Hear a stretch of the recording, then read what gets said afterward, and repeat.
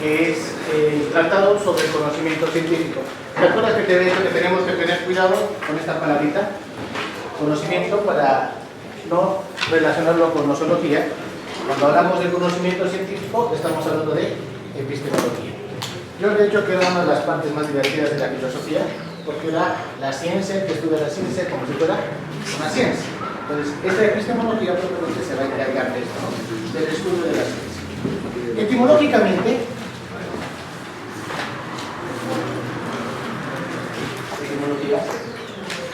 la palabra ciencia va a venir del término latino esire, ¿ya? Esire, que va a significar habilidad para las cosas particulares.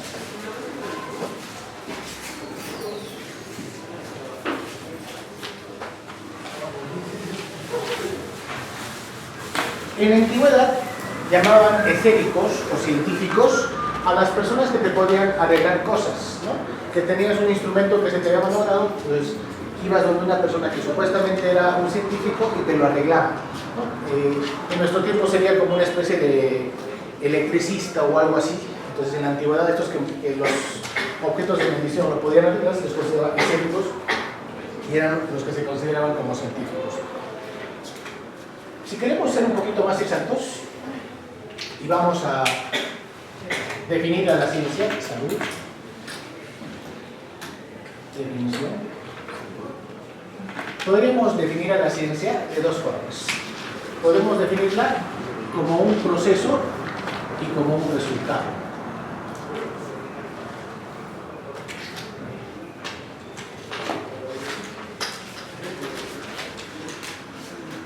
Si hablamos como el proceso científico, vamos a decir que la ciencia va a ser investigadora. Es investigadora. ¿Ya? Investigadora. ¿Y qué hace cuando es investigadora? Analiza y describe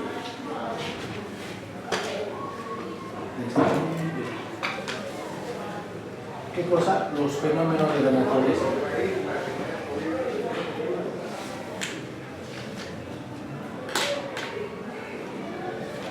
Entonces, su primer objetivo es establecer ciertos conocimientos y para esto va a utilizar la investigación. Para poder investigar va a tener que analizar y va a tener que describir los fenómenos de la naturaleza. Si hablamos ya como la ciencia como un resultado, como un estudio ya hecho, vamos a decir que es sistemática. Sistemática. Eso quiere decir que va a establecer normas y leyes para su uso posterior. ¿No? Todo conocimiento científico tiene que ser utilizado para el bien de la comunidad, para el uso de las demás, ¿no? Cuando nosotros hagamos nuevas investigaciones nos podemos basar en un resultado científico y eso lo podemos utilizar a nuestro propio beneficio. Para esto tenemos que saber las ramas del conocimiento. Entonces vamos a decir, por ejemplo, nuestra segunda partecita, vamos a decir la división de la ciencia.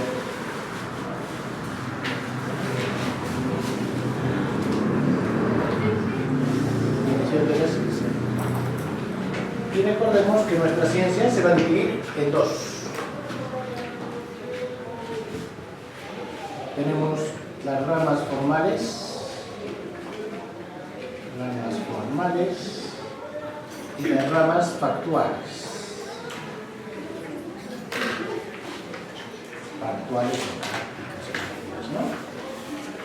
No te olvides que las ramas formales también las van a llamar ramas o ciencia exacta. Ramas exactas. Y tenemos solo dos ciencias que son exactas. Vamos a tener a la matemática, no, la física no es, y la lógica, que también pertenece a la filosofía, aunque también es utilizada en la matemática. Las ramas factuales, por lo tanto, como no son exactas, las van a separar en dos, donde tenemos las ramas naturales ramas naturales y tenemos las ramas culturales.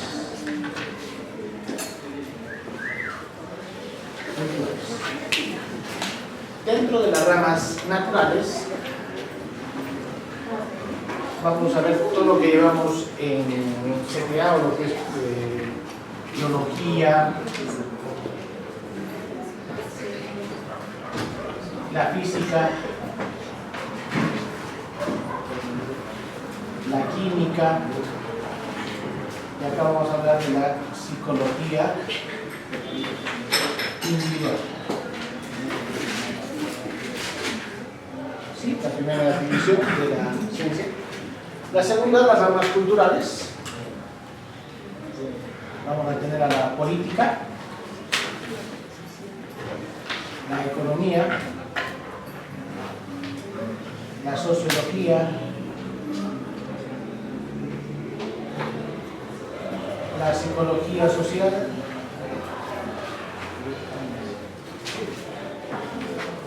y tenemos dos historias, la historia material y la historia de las ideas.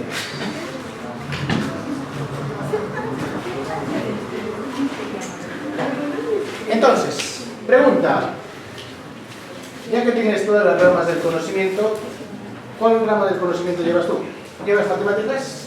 Sí. ¿Llevas lógica? Sí. ¿Alguna parte de tu vida ya llevas? Ramas naturales, biología, por si acaso, para los que están asombrados de que no está anatomía, porque es que la anatomía pertenece a la biología. La física, la química, ¿llevas psicología individual? No se pierda el próximo capítulo. Ramas culturales, política, cívica, ya. Mazo, Miki, ya. Economía, sí o sí. Sociología, nada, niente. Psicología social, sí. Ya. Historia material, historia de las ideas. Ya. Una vez que ya ha sido comprobado tu nivel de entusiasmo, vamos a aprender. Lo que llevas es psicología individual. Lo que no llevas es psicología social.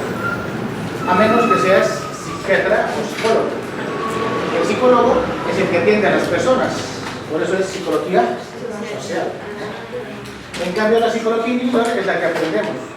¿Por qué? Porque aprendemos de nuestra percepción, nuestro desarrollo humano, todo lo que tenga que ver con respecto a nosotros mismos. Por eso es psicología individual. Política, sí llevas política. En el segundo examen vamos a hacer una balota que es política propiamente, entonces no va a ser tan más humilde. Economía, sociología, lo tienes que llevar a la universidad sí o sí. La psicología social, si eres psicólogo, eso no lo lleva. Lleva las dos historias. Esto se llama filosofía y esta se llama historia universal. Historia material de lo que ha pasado, ¿no? Por eso es historia material. Y la historia de las ideas, de la evolución del pensamiento y del concepto de la historia, ¿no? Prácticamente si llevamos todas las solo nos faltan unos cuantos. ¿Ya? Bueno, esto sí lo más bonito. Aquí vamos a entrar al caldo de cultivo, como dice mi profesor.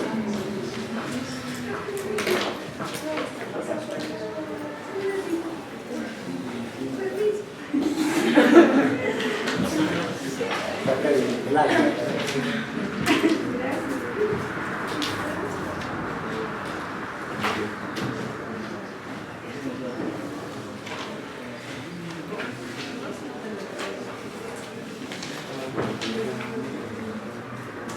Ahora, por si acaso, generalmente, si te preguntan división de la ciencia, por favor, cuidado que solo me pongas las ramas. Acá como es filosofía, tiende a ser exacto, ¿no? Por ejemplo, si te dicen, ¿dónde se encuentra la psicología individual? Tienes que buscar en las ramas naturales, de las ramas factuales, de la división de la psicología. ¿Ya? Porque podemos matarnos de frente, poner en la división de la ciencia, aunque te está pidiendo que decidas todo el camino. En el caso de las ramas formales o exactas es más fácil, ¿no? Es más directo, simplemente formales. Pero si son culturales o naturales, tienes que poner toda la vía del conocimiento, ¿no? Entonces, tendrías que buscar la opción que hable de factual, natural y el curso, ¿no? Si hablas de las factores, tiene que ser factual, cultural y también el curso de la ciencia.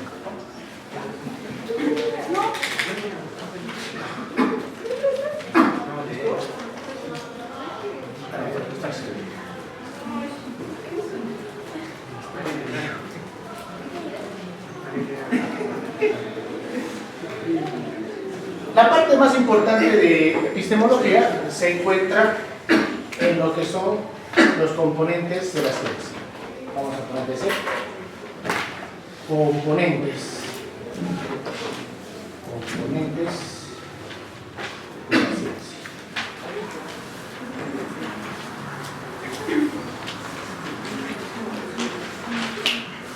En el CEPRE USA solo ponen 3, pero para que entendamos todo, lo voy a hacer los 5, ¿ya? No me gusta hacer incompleto. ¿Ya? Los componentes de la ciencia se basan en el primero que se llama los hechos de los apóstoles,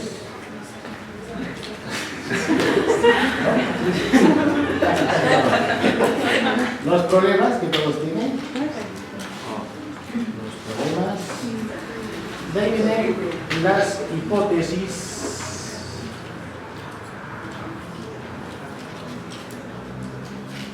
las leyes y los más basaditos que son las teorías.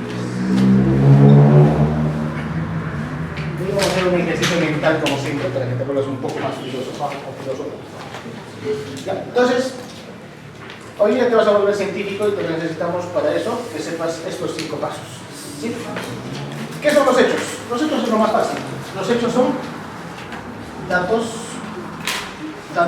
reales.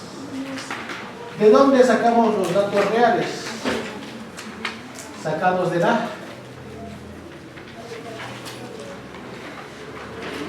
naturaleza. ¿Sí? ¿Qué es un dato? Un hecho, perdón, es un dato real que lo podemos sacar de la naturaleza. Y esto nos puede... Hablando de datos reales, ¿cómo lo pongo? Es que necesito mi botella para el ejemplo. No, no está mi botella.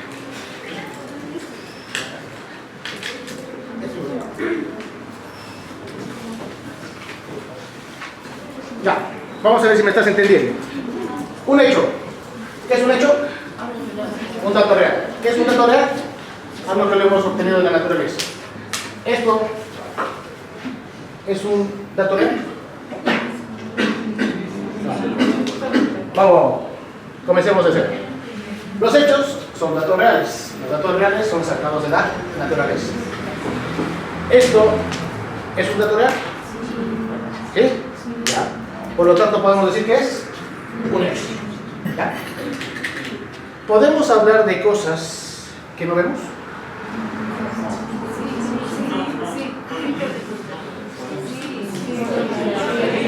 ¿Ya? Ejemplo, extraterrestres. ¿Podemos hablar de extraterrestres? Sí. Ejemplo, ¿podemos hablar de las almas? Sí. ¿Sí podemos hablar? Animus, alma, estoy hablando. ¿Podemos hablar del amor? Y tampoco lo vemos. Como se acerca el 14. Voy a frustrarles un 14 y voy a decirles que no. Ahora aguanta, hemos dado 3 ejemplos. Hemos hablado de extraterrestres, hemos hablado del alma y hemos hablado del amor. ¿No? Que al mismo tiempo es la misma tontería. ¿Ya? El amor, los extraterrestres y las almas son sacados de la naturaleza. ¿Son sacados de la naturaleza? Repito, por favor, presten atención. Los extraterrestres, el alma, el amor, ¿son sacados de la naturaleza? ¿Se puede considerar datos reales? ¿Serán un hecho? Creo que no existe.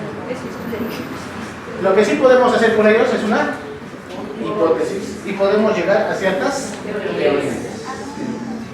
pero considerarlo como materia firme, no. No sé si has visto, no sé si estás siguiendo el caso de Keiko Fujimori, a mí me gusta ver cómo ha estado parameteando. El día de ayer, por ejemplo, el juez le ha preguntado algo muy interesante, ¿no? ¿Cómo usted puede corroborar, ¿sí?, un tipo de hecho de lo que está diciendo una persona? Y la abogada decía, con un video o con un audio. Y le dice, pero eso no, pues, eso sería prueba evidente. Si hay prueba evidente, ya no necesitarías confrontarlo, porque ya hay una prueba que es completamente clara. Pero si la prueba no es clara, ¿cómo la podemos hacer para que más o menos sea clara? Y no podía contestarlo de la misma manera. Cuando hablamos de un hecho, es algo que no podemos refutar. ¿Por qué? Porque lo podemos ver, tocar y podemos definirlo de forma exacta. Para hacer ciencia necesitamos los datos reales y estos tienen que ser sacados de la naturaleza y deben poseer dos características. Deben tener la característica de la objetividad y de la invariabilidad.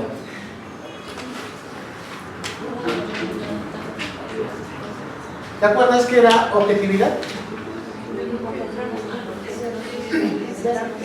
Cuando nos concentramos o todo el valor se encuentra en el mismo objeto. Entonces, para poder hacer un estudio científico de esta botella, tiene que ser para todos una botella. Si para alguien no es una botella, con mayor razón voy a hacer mi estudio para demostrarle que realmente es una botella.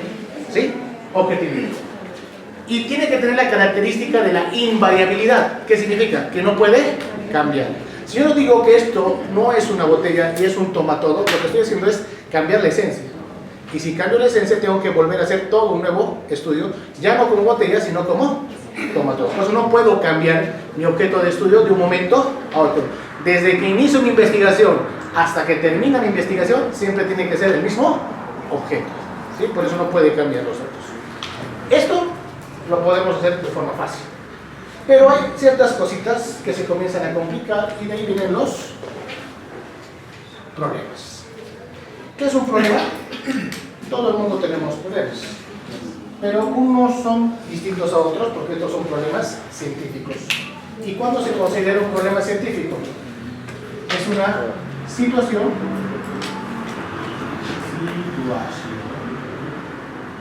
difícil de resolver con la simple razón.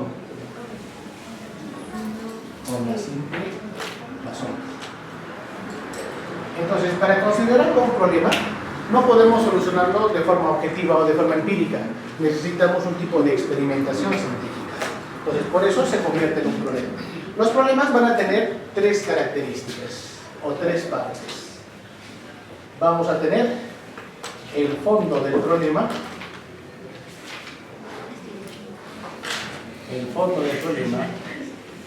el generador del problema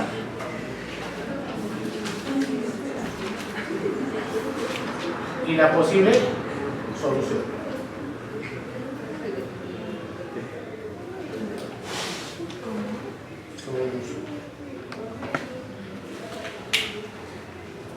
¿Ya?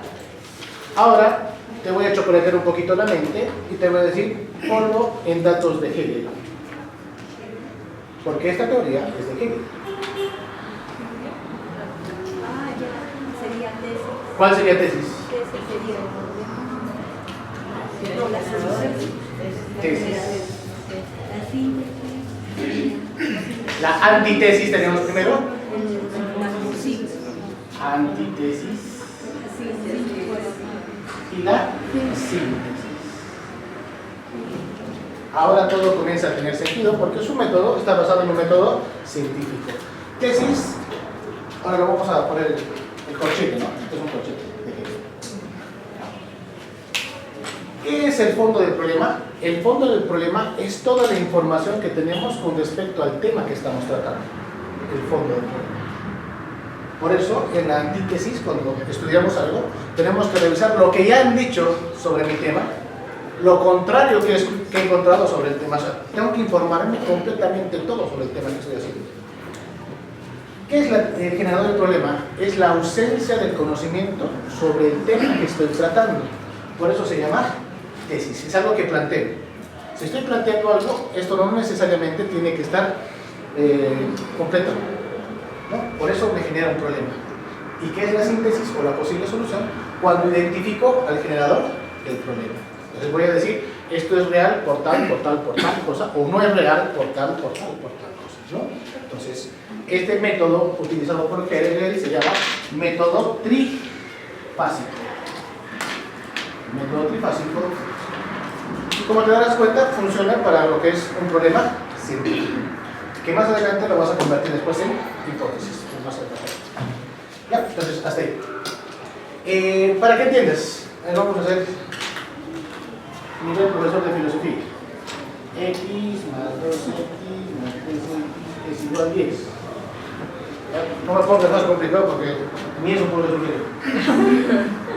A ver, si lo juntamos todo va a ser 5x. No, 6x.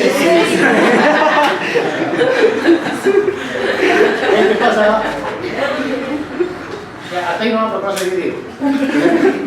Ahí no va. Vamos a dividir. ¿Ya? Esto, que me ha complicado tanto mi existencia, va a ser el fondo del problema. ¿Sí? Estos son cera. X es el generador del problema. Y esto acá va a ser la posible solución porque he encontrado al generador del problema, ¿no? Entonces, esto lo podemos aplicar, esta realidad la podemos aplicar en cualquier campo del conocimiento, en cualquier campo del conocimiento. Entonces, siempre que tengamos en cuenta que el fondo del problema es toda la información que tenemos. Obviamente que la información, esta es una ecuación de primer grado, ¿no? Entonces, no soy tan ignorante, ¿no? No soy tan ¿no? Mi generador del problema es X porque no sé cuánto es su valor. Y cuando despejo X va a ser mi posible solución porque estoy encontrando el generador del problema. Lo podemos aplicar en la matemática, lo podemos aplicar en la naturaleza, lo podemos aplicar en cualquier parte. ¿Sí? Esto nos va a llevar a que podamos plantear hipótesis. La definición de hipótesis es un concepto ladrillo que digamos, porque tienes que acordarte tal cual, ¿no? ¿Qué es una hipótesis? Es un planteamiento científico fundamentado.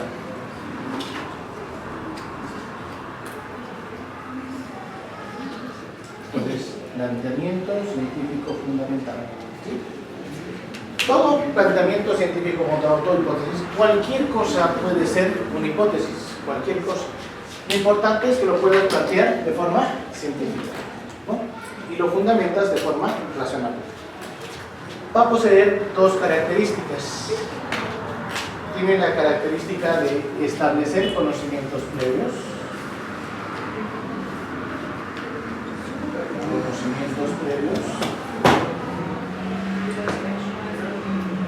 Y la característica de la predictividad.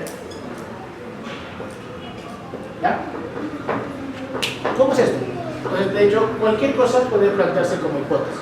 Habíamos dicho que los extraterrestres son una hipótesis, las almas son una hipótesis y el amor es una hipótesis, ¿no? ¿Por qué? Porque no tenemos datos actuales de la naturaleza para justificarlo.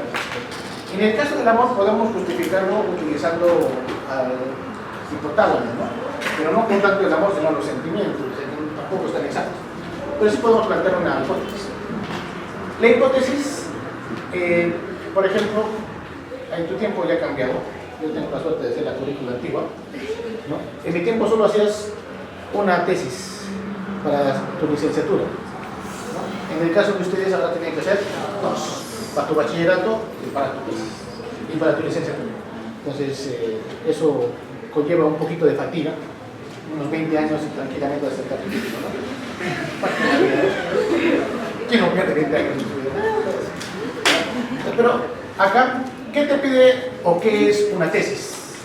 Una tesis es utilizar todo el conocimiento que he recibido en estos 5 años de estudio en la universidad y podernos poner de forma práctica en un ejemplo de acuerdo a tu función de tu carrera. O sea, tienes que hacer una hipótesis. Digamos que eres ingeniero y vas a analizar el tipo de suelo, de por qué, o sea, por qué es la montaña 7 colores. Vas a hacer tu tesis que cada color significa que hay un tipo de mineral. Si eres geólogo, ¿verdad? Sí. Y vas a tener que estudiar cada piso, ¿no? cada material, entonces vas a tener que hacer un planteamiento científico fundamental. Lo primero, ¿qué es lo bueno de hacer una tesis? Que te vuelve un experto erudito sobre el tema. Por eso el plagio se considera algo raro, ¿no? Porque cuando tú plagias, no sabes sobre el tema. En cambio, cuando tú realmente la haces, como algunas personas, no digo yo, algunas personas, porque yo a los 3 años dejé mi tesis, pero sí me ha servido bastante. ¿Ya? Llegas a empaparte tanto del tema que estás trabajando que definitivamente cuando vas a exponerla te pueden preguntar cualquier cosa y tú vas a responder, porque realmente tú no has trabajado. Y esto es que has estudiado qué cosa, toda la antítesis. Eso quiere decir lo que ya han dicho sobre los suelos, los tipos de suelos. Si estamos hablando, ¿no?, los colores, tú tienes que saber absolutamente todos los tipos de suelo, porque si hay un tipo de suelo que tú lo dices, este no es, no, porque al hacer la tesis tú te vuelves un experto en los suelos.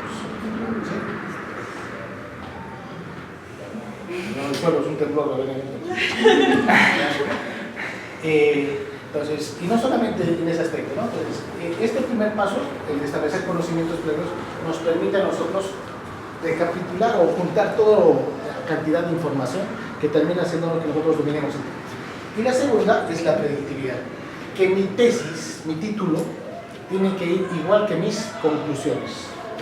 Una vez te puse un ejemplo medio gracioso, te puse con respecto a la inmortalidad del cangrejo. ¿Sí? La inmortalidad del cangrejo. ¿Por qué la inmortalidad del cangrejo?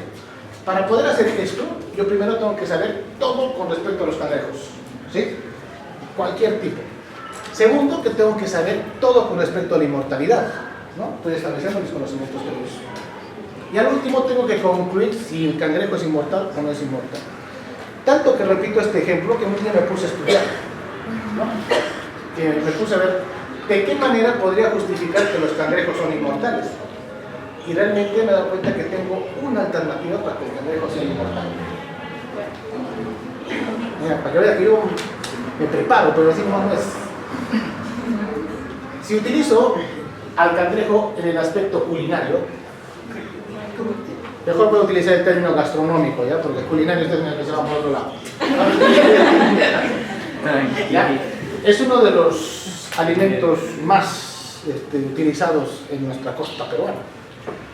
Por ende, significa que su gastronomía no es solamente actual, sino ya desde la antigüedad había varias personas que comían cangrejos, ¿no? Entonces, hay ciertos relatos en los antiguos barcos donde decían que el alimento primordial eran los cangrejos porque era lo más fácil de poder cocinar. Entonces, estamos diciendo que había cangrejos en la edad antigua, en la edad medieval, en la edad moderna, en la edad contemporánea. Entonces, si el cangrejo está a lo largo de toda nuestra historia, ¿qué podemos decir que el cangrejo? Que es inmortal. Obviamente que mi tesis está jalada de los pelos, ¿no? Pero estoy tratando de justificar. Y justamente, ¿por qué te he puesto ese ejemplo? Porque te voy a hacer entender por qué tiene que tener esta característica. Mi tesis era la inmortalidad del cangrejo, ¿sí? Entonces yo tengo que justificar esto en mi conclusión. Yo no puedo decir, por medio de la gastronomía podemos decir que el cangrejo es inmortal. No.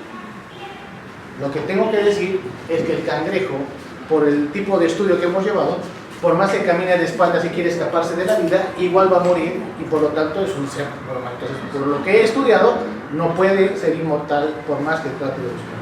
Yo tengo que delimitar mi campo de acción al título que le he puesto y no me puedo ir por las ramas para justificar lo injustificable. Entonces, cuando trabajen una tesis, ustedes tienen, porque ahora está de moda en la universidad, hacer tesillas, se le llaman, que son tesis pequeñitas.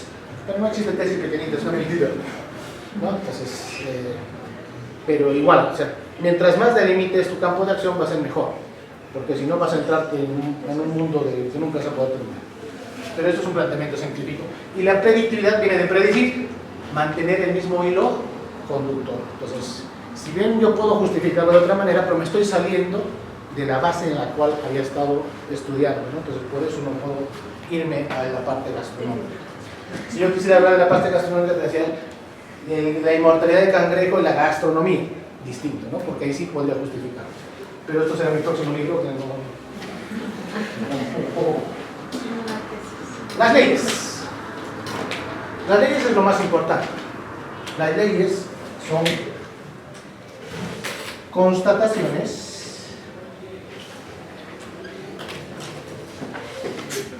constantes con la realidad. Pues acá voy a utilizar su verbo florido para que me puedan ayudar a utilizar esto. ¿Qué es una constatación? Constatación. ¿Ah? Vamos a constatar esto. Claro, constatación, vamos a constatar, sí. ¿Pero qué significa constatación? Aprobar, aprobar. Aprobar, no. Verificar. Verificar. ¿No?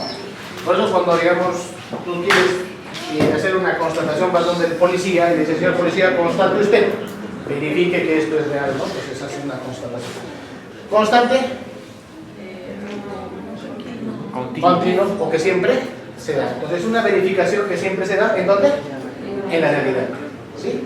Entonces, para que nosotros podamos nombrarlo como ley, es algo que tiene que repetirse continuamente y lo podamos demostrar de forma clara. ¿Sí? Eso es una ley. El ejemplo más claro que tenemos es este. ¿Qué es eso? Gravedad. A cualquier cuerpo que utilicemos, puede funcionar, ¿no? ¿Quieres un ejemplo más grande? Por favor, alguien que suba la carpeta y se lance. El globo. Entonces, las leyes son algo que podemos verificar en cualquier momento y se repiten continuamente, ¿no? Tienen que tener dos características. Deben tener... Buena pregunta. El globo, ¿pero el globo acaso por sí solo? El helio tenía que tu pregunta. Pero el helio sufre de gravedad, solo que de menor fuerza. Como es tan liviano, o sea, sí está traído al centro de la Tierra, pero depende de más, pero sí está traído. Eso en física te lo pueden explicar.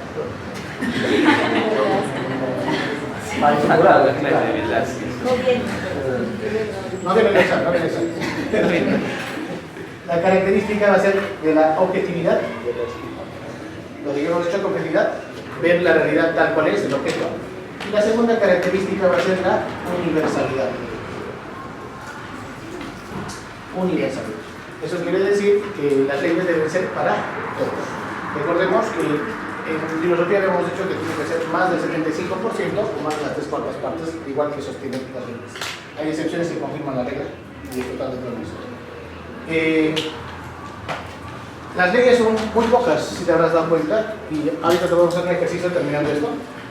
Te vas a dar cuenta que conocemos poquitísimas leyes y pocas teorías, pero hay más de lo que nosotros pensamos, porque no es algo tan...